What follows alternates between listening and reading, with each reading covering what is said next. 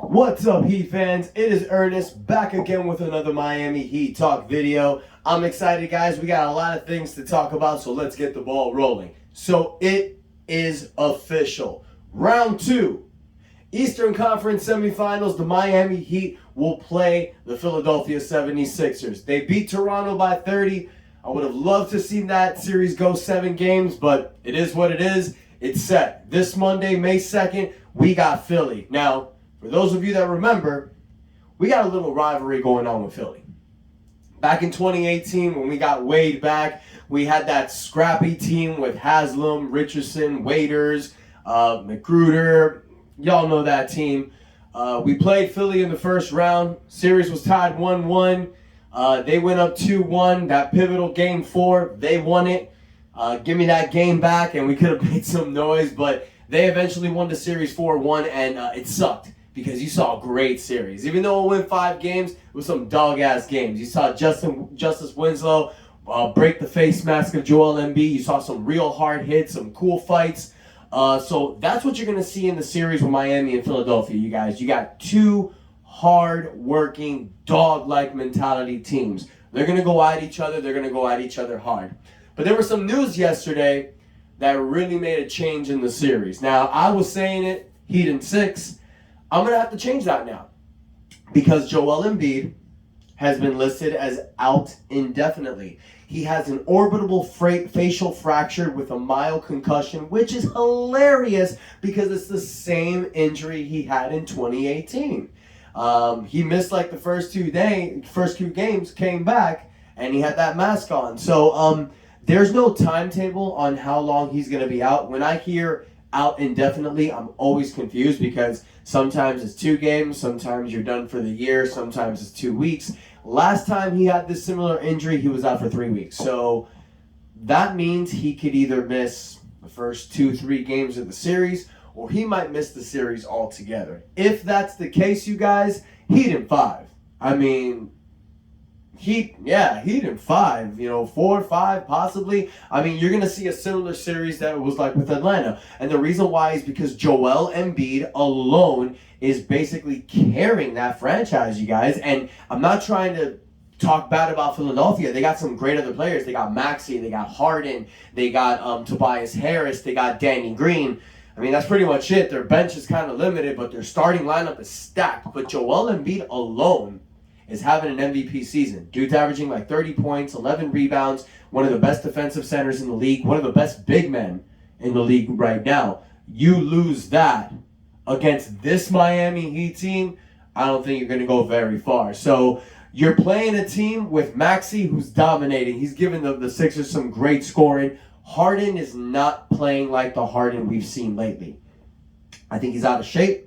I think he's not motivated. I think he's been dismotivated this entire season. So you're not going to get the James Harden you knew from Houston, my opinion.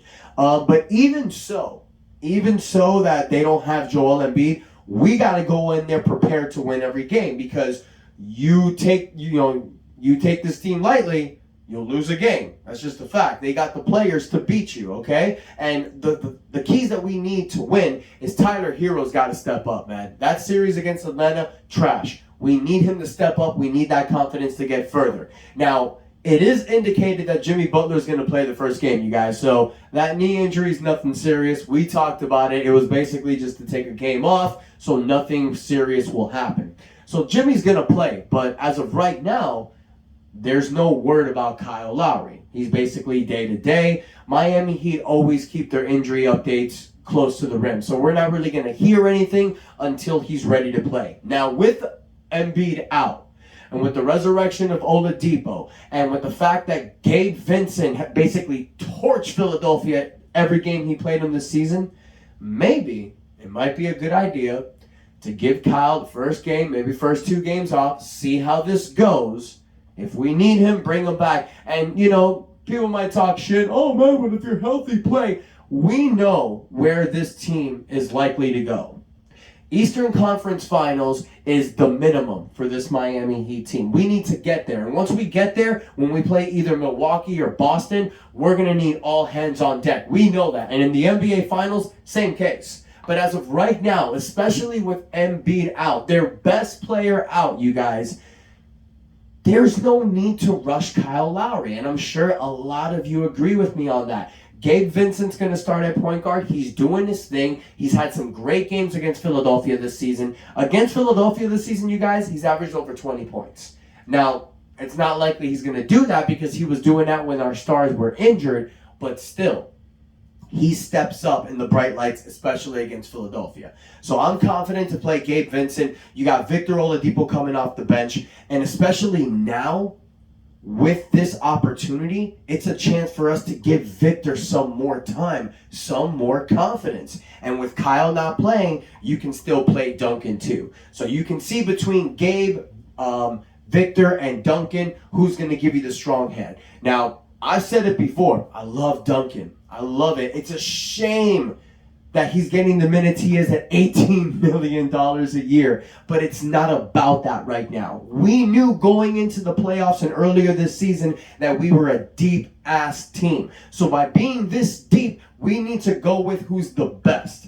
Spoelstra usually goes with 8 or 9 players. We got to go with the hot hands. That's just the point we got to do right now. We'll worry about all that contract stuff in the offseason. As of right now, it's about getting that championship, adding that year to the banner. We've talked about this, you guys. Now, another thing I want to talk about, something really small, and I want to ask you guys, who do you think is going to be the 9-man rotation going into this series? Now, one man that I don't think is going to be needed as much is Dwayne Dedmon. Now, Dedmon didn't really play much at the end of the Atlanta series because Eric Spoelstra's been going with this new small lineup where he's got PJ Tucker at the center. Maybe he'll put Jimmy at the 4, Caleb Martin at the 3, Max Strus with Victor Oladipo, Kyle Lowry. There's a mix. And we've seen Spoelstra do this before with the Big 3 era when first he had Bosch at the 4, but he moved him at the 5, put LeBron at the 4, spaced it out with shooters. So you're seeing Spoelstra do that, and now with Embiid out, we're going to be able to experience that lineup a lot more. Look at this series as an opportunity for Spoelstra to really branch out his coaching style. Because now with Embiid gone, you can play with different lineups, okay? You're not going to need Dedmon. You know what Dedmon provides. Dedmon had one job in this series against Philadelphia, and that's cover Joel Embiid and cover Bam in case of foul trouble. That's the only job. But now that Embiid's out, we have the flexibility of telling Dedmon, take some time off. We're going to play with some different rotations and see what works later on. Because we know we got Boston and Milwaukee coming up, and that's where we got to push all the chips in. So I want to hear from you guys. Let me know what you think. Let me know what about the series. What? Heat in 4, 5, 6? Let me know your guys' thoughts. Let me know. Also, do you think, what is the 9-man rotation going in? Do you think we should give much more time to Victor and leave Duncan aside? Or push the chips all in and give these people as much time as we got now that Joel Embiid is out indefinitely? So I want to thank you guys so much for the love. Thank you for the support. I see them views booming, subscribers booming. I love you guys so much, but let's keep it growing. Hit the like button, comment, but most importantly, subscribe.